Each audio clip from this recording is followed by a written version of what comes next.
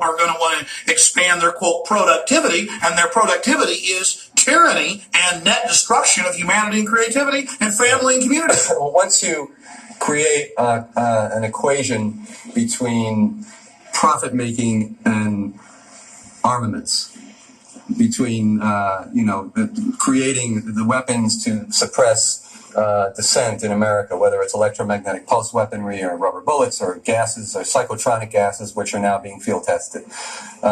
Once you create that symbiosis between profits and these weapons, that's a dangerous situation. This is what Eisenhower pointed out years ago in warning about this military-industrial complex. The thing we need to do as a citizenry is to do what we did back in the days of the Revolutionary War, is to identify militarism as the enemy and to go at it, even whether it's locally, to disarm the SWATs. We're talking about 1,000 SWAT units around the country right now. This is the people's money that's being put to use in buying this weaponry. The people need to get inside of these police stations and implode them from inside. They need to go in, identify ways in which they can disarm the police in these contexts, to recodify posse comitatus locally. In other words, to enforce the distinction between the military and the police.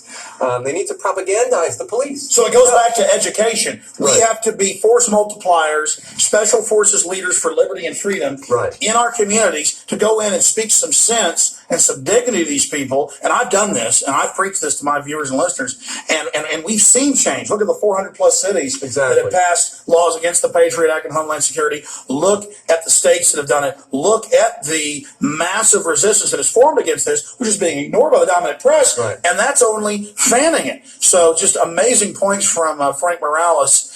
And to everybody out there, you are leaders. We can't do it all for you. And you have to educate yourself on these facts. You have to get out there and reach out to people and understand that history is repeating itself. And you probably don't have a choice. I mean, it's not much of a choice to be a slave or be free. I know you're going to want to stand up for liberty, for freedom, and get involved. And what Frank's talking about, these 1,000-plus SWAT teams, these multi-jurisdictional task forces, these are federally funded, federally controlled, and the media is there hyping it up like it's, the new savior, that only real men are members of this. Right. They're selling us this. Certainly you can see the propaganda they're foisting upon us, their lies, and you may think, well, that's so much power, such a massive structure of media, we can't counter that. But they have to reapply their lies continually. We show somebody a lie once, we take the curtain away from their eyes once, they're out on their own forever, going and researching and waking up others. And that's where our power lies. We have so much power, but it's up to you to become those leaders. Can you speak to those out there, Frank, about becoming leaders and getting involved? Yeah, I would say that, the pyramid, the power is derived from the feds. It's a rampant executive, mindlessness. The federal, police and military entities looking to, just completely erode our civil liberties on the base. But at the bottom of the pyramid, that's where the strength is. And as long as people become aware of these situations and begin to move in very kind of distinct and rational ways, and understand, for instance, what I was talking about, identifying within your local police departments ways in which you can demilitarize those police departments. There's no reason that you can't create a SWAT watch in your town. There's no reason that we can't begin to identify what contracts do these local police departments have with the companies that are selling them these weapons, and begin to get a hold of those funds. Defund these police institutions to the extent that they're contracting with these groups and getting these weapons, which they're going to be using against you. We need to preempt their ability to preempt our right to protest, to have have our grievances redressed, and in order to exercise our freedom. There is an inherent contradiction between democracy and militarism, and whether or not we are left, right, or center, everyone should be concerned that the increasing level of violence on the grassroots, these rampant SWAT, units around the country, the ways in which Posse Comitatus Act, which, denies the military to enforce laws domestically, is being eroded and is threatening to be repealed right now. These are things that we can organize campaigns around. So I would suggest that people just get educated around these issues and take hope and fight back. There's a time when the operation of the machine becomes so odious, makes you so sick at heart that you can't take part. You can't even passively take part. And you've got to put your bodies upon the gear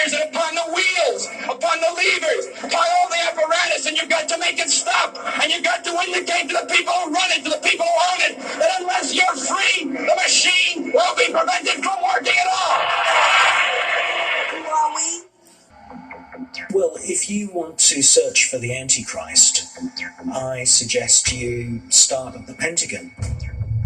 Now, if you look at a satanic pentagram, every Masonic lodge and every Church of Satan somewhere in the building has a 5-pointed satanic pentagram. And if you look at the satanic pentagram, in the center of the pentagram, you see a pentagon. And the Pentagon building itself is a grandiose piece of occult architecture. And the United States, and indeed many cities around the world, are full of occult buildings. The Pentagon is orientated towards the north. This traditionally, in magic terms, is the point on the compass where the god of war, or the spirits of war, are invoked at the north point of the compass. If you look at an aerial picture of the Pentagon, you'll see that it's a pentagon, inside a pentagon, inside a pentagon, inside a pentagon. And this is symbolic of the way secret societies set themselves up with an outer circle of members, and then you have the inner circle, and then you have the inner core. Washington, D.C. is a fascinating place to explore once you've learnt the signs and all the symbols of Freemasonry and satanic groups such as the OTO. What Washington, D.C. is fashioned after an Egyptian necropolis. And an Egyptian necropolis in the ancient era of Egypt, the Pharaonic dynasty of Egypt. An Egyptian necropolis is a temple for the dead. And what Washington, D.C. is a modern version of an ancient Egyptian temple for the dead, but this is now a temple of death. And if you want to look for satanic-inspired architecture, look no further than the Washington Monument.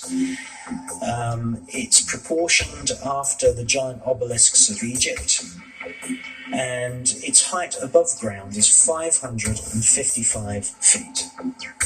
But it's anchored, obviously, into the ground just over 100 feet deep. The foundation runs 111 feet, about 20% of the height of the overall building above ground. If you add 20% onto 555, you end up with 666. The Washington Monument is 666 feet in totality. The other aspects of Washington, D.C. are typically Masonic. The small roads within the parklands surrounding the White House have been exposed by David Icke and many other authors as making up the shape of an owl, which is the symbol of Bohemian Grove in California, the Bohemian Club. An owl sitting on the top of a pyramid, and of course the pyramid is one of the symbols that was used by the Bavarian Illuminati. And the whole of Washington, D.C. is this modern temple for death. And the death management center is the Pentagon.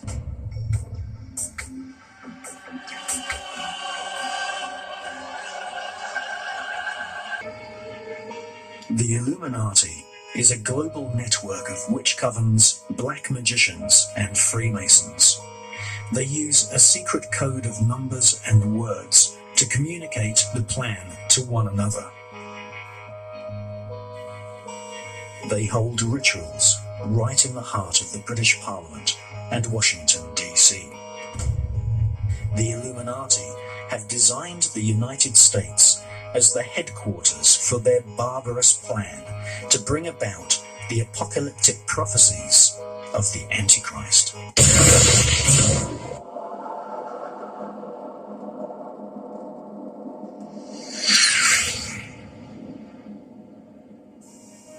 This film is the true story of the Luciferian elite the true history of the ancient Illuminati, who have created a global fascist dictatorship. This is the true plan of those who serve the Antichrist. Once you have learnt the techniques used by the Illuminati-controlled media and understood the significance of their rituals, you will have the power to stop the Antichrist conspiracy.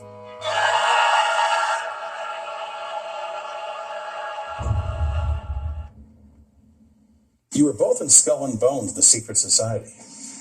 It's so secret we can't talk about it. What does that mean for America? The conspiracy theorists are going to go I'm wild. sure they are. I don't know. I haven't seen the web. Number 322. Before we go, you and George Bush were both members of Skull and Bones, the secret society at Yale. The rule is, if someone mentions Skull and Bones, you walk out of the room. If you're both in a you're both in a presidential debate, and the moderator says Skull and Bones, do you both leave the podiums? I doubt it. You'll hang in there. I think you'll see both of us have a terrific. I'd love to have a debate with the president right now. This evil archy does exist, and that the eye on the pyramid is the eye not only of Horus, but the eye of Lucifer.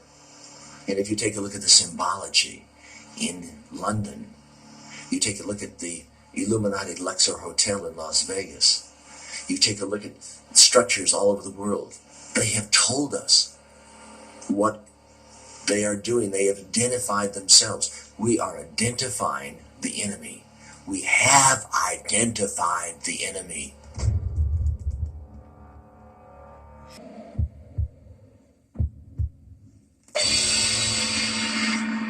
Symbols are used by Masonic lodges, witch covens, Satanists, and alchemists to directly access parts of the brain which respond to strong shapes and colours. Just as the saying goes, a picture paints 1,000 words, so magical symbols can be used to convey a multi-layered message or command.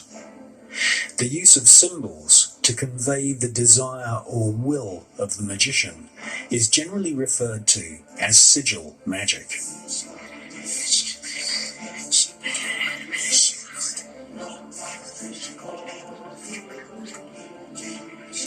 To make a magical sigil, you first write down your desire or spell. You then remove all vowels and all repeating consonant letters. You then rearrange the remaining letters into an easily remembered symbol. This symbol, or sigil, contains the original spell. Sigils are often found in company logos. Every time you watch television, visit the supermarket, or walk the street, your subconscious is bombarded with sigils. In fact, you are living in one giant sigil.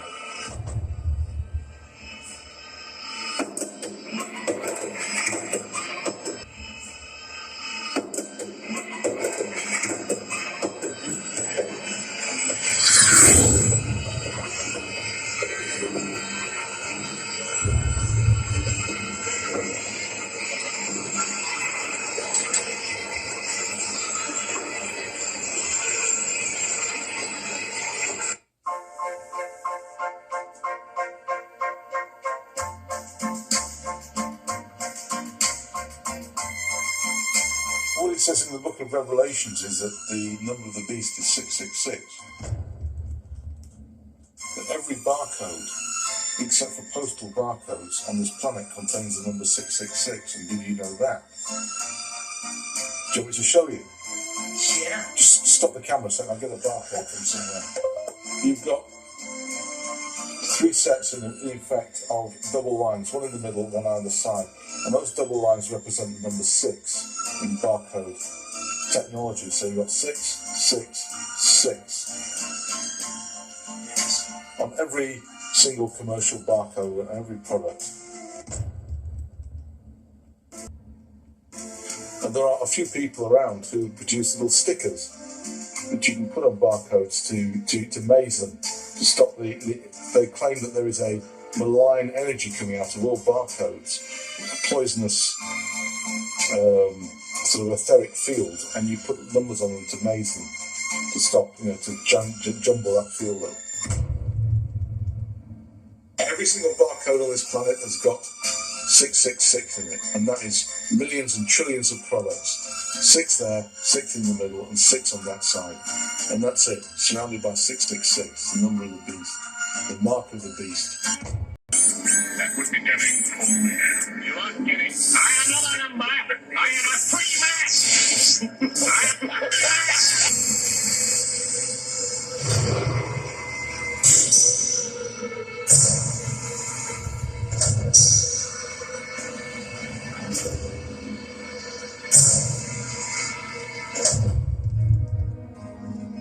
Manly P. Hall was a high-ranking Freemason who wrote The Secret Teachings of All Ages.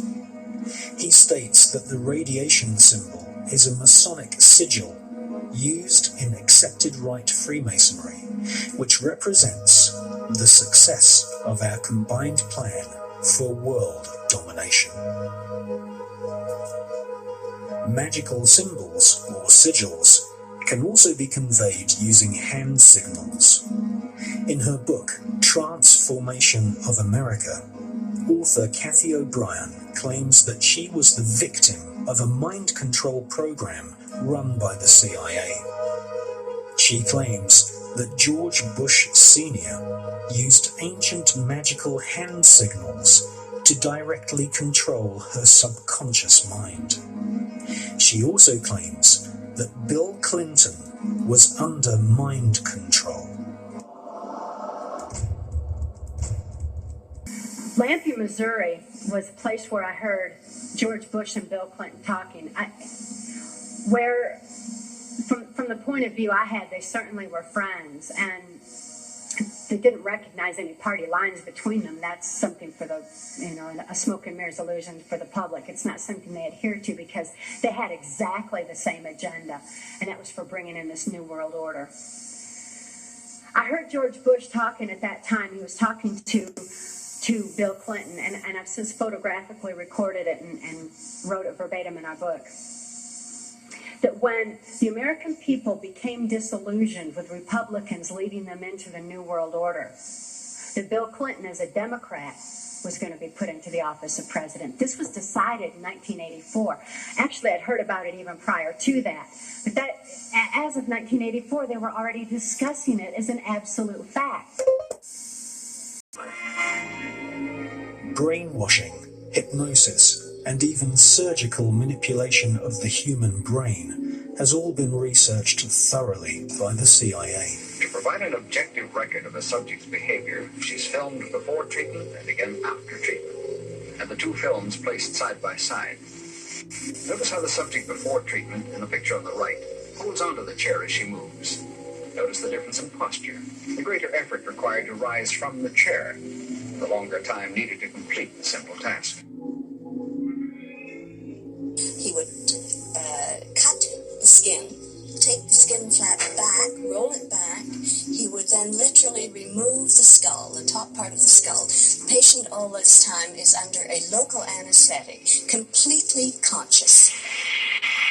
From my own point of view, the most unexpected finding was to discover that a mild electrical current applied to the surface of the brain causes a patient to have a memory from his own past sometimes. Good. Make it one bolt, right? One bolt. Yeah. Is it one bolt? I heard what sounded like an orchestra playing, and I asked the nurse where it was coming from. And she said, "What music?" And I said, "Well, that music." And then it stopped. Then I simulated it again, you remember, and asked you about it, and you hummed it. Will you hum it now? You remember it? Yes. Go ahead. Da da da da da da da da da da.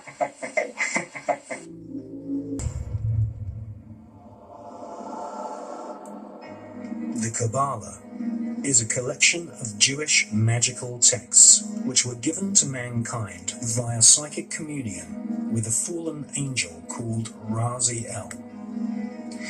Raziel is one of a pantheon of so-called fallen angels who serve the light-bringer Lucifer. The Kabbalah describes the many angels and demons who inhabit the spiritual realm. The Kabbalah gives Kabbalists a roadmap called the Tree of Life, which explains how to invoke and communicate with these powerful spirits. The magical information in the Kabbalah originates from Babylon and ancient Egypt at the time of the pharaohs, but did not reach Europe in printed form until the 11th and 12th centuries. The sacred books of the Kabbalah are just a few thousand words long, but they contain complex descriptions of a spherical Earth, parallel universes, and the atomic nature of matter, ideas which have become common doctrine amongst modern physicists and astronomers. How could such complex information be contained in a group of ancient texts barely larger than an average magazine? The answer is that the Kabbalah is written in code. Codes are used to conceal multi-layered complex information which would later be studied by medieval alchemists. Sir Isaac Newton and many leading scientists studied the rich occult sciences within the Kabbalah. There was a time when mysticism, religion, alchemy, astronomy, and astrology were studied as one Kabbalistically based tradition. Jewish physicist Albert Einstein conveyed pages and pages of complex calculations in a simple 5-symbol code. E equals mc squared. Modern-day quantum physics, chaos theory, and the notion of parallel universes can all be traced back to the original texts of the ancient Kabbalah. The higher secrets of the Kabbalah included instructions on how to kill a person with just one look. This is called the evil eye. The magical name for the evil eye is En-ha-Ra. In a way...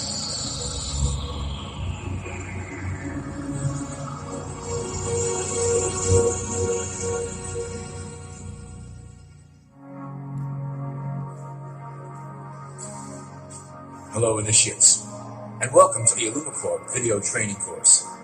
I would like to officially welcome you as a member of the team. You've joined our organization at perhaps the most exciting point in our long history. Our founders shared a passionate dream to transform this country and eventually the whole world to one cohesive organization. When Illumicorp finishes gaining centralized control over the resources of the planet, and we will, we can then organize, distribute, and govern for the benefit of all. After competition and dissent are eliminated, we will build a utopia for the people of the world to share based on need and rejoice together in a harmonious new world.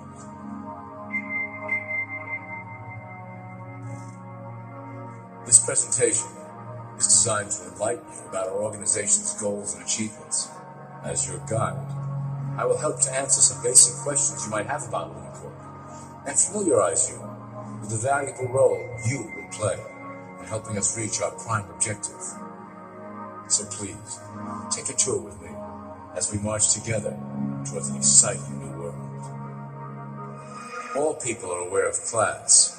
To them, society is made up of the rich, the middle, and the poor. The one thing that all three classes don't understand is that the pyramid continues upward.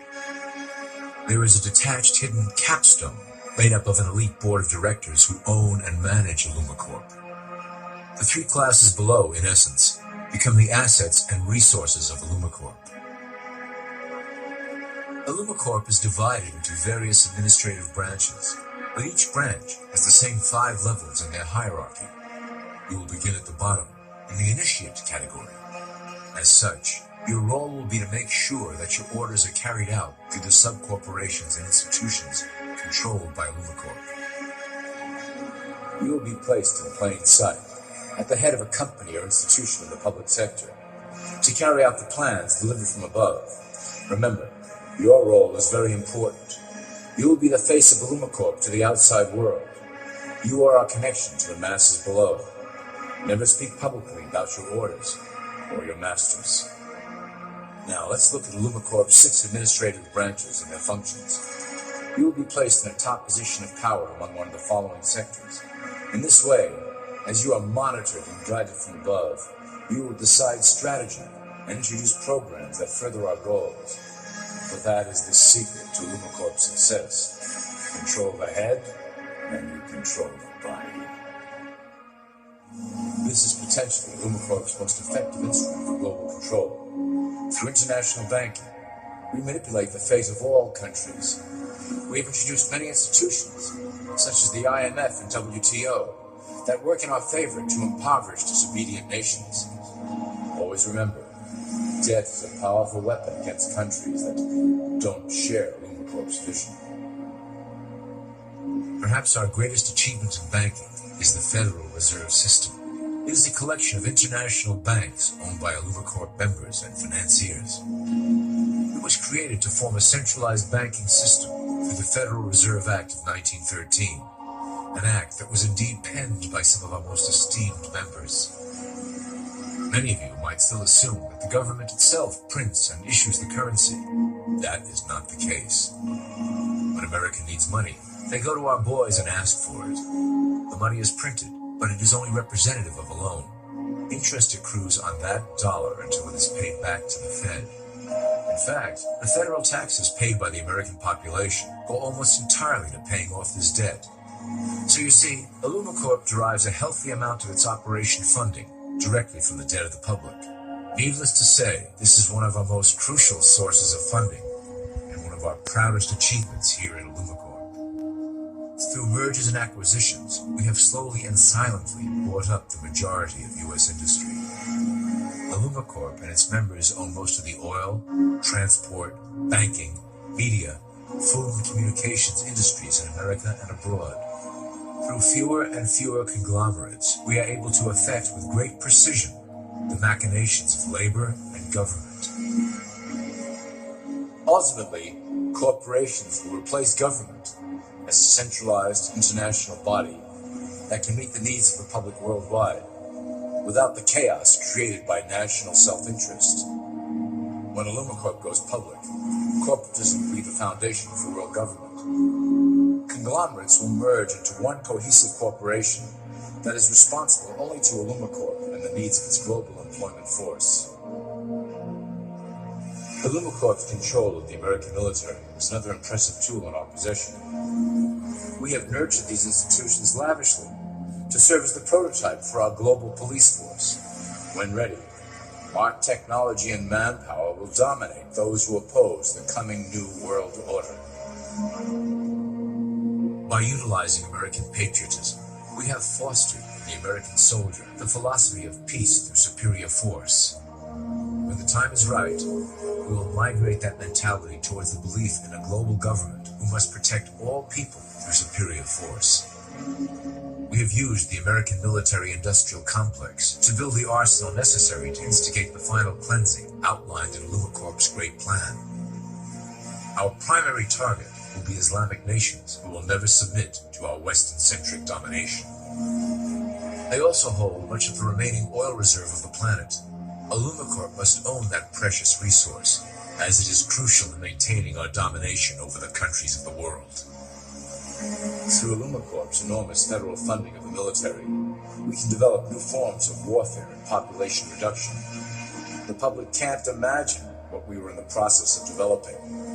Soon, even the weather will be a weapon under our control. We will be able to create droughts, floods, hurricanes, and even tsunamis with no fingerprints attached.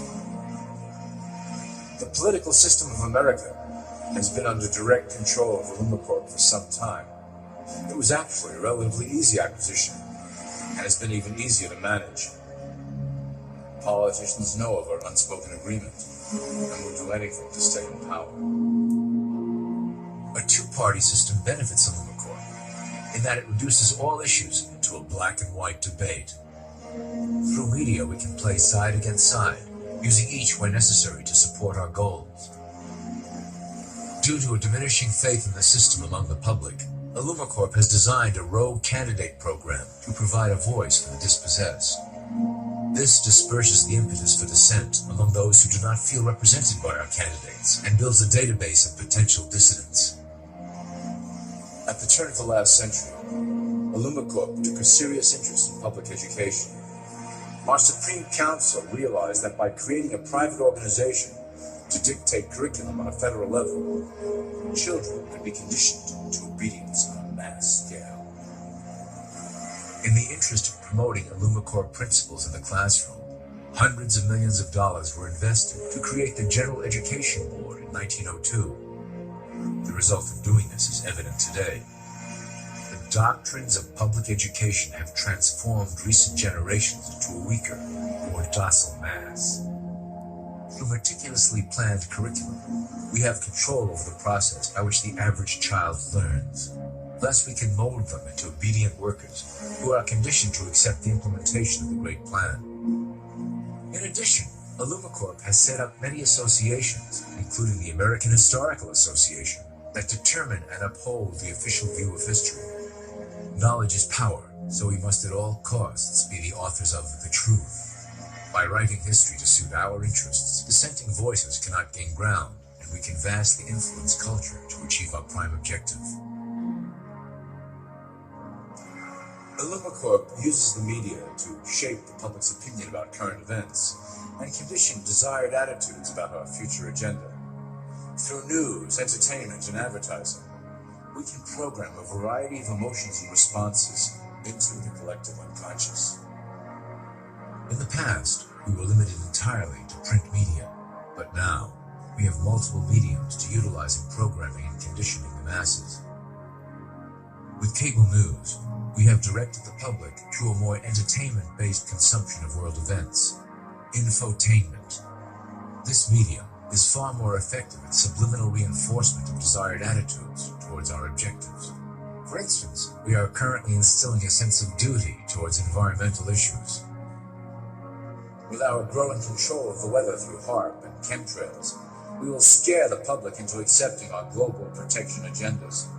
We will then phase into the great cleansing which must occur to return the global population to a manageable size.